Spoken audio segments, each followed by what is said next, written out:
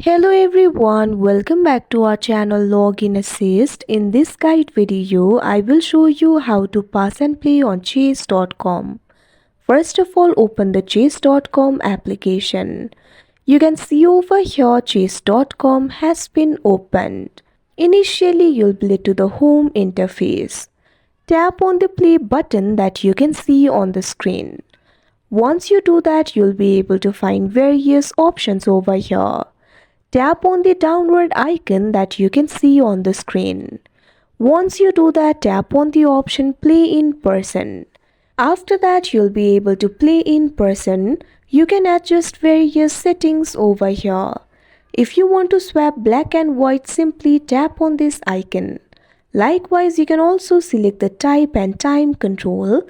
You can also select if you want to rotate the board or not. Tap on the play option that you can see on the screen. Now you can see over here you'll be able to pass and play. That means you can play in person. Like this, you can pass and play on chess.com. I hope you found this video helpful. Thank you for watching. Make sure to like, share and subscribe to our channel.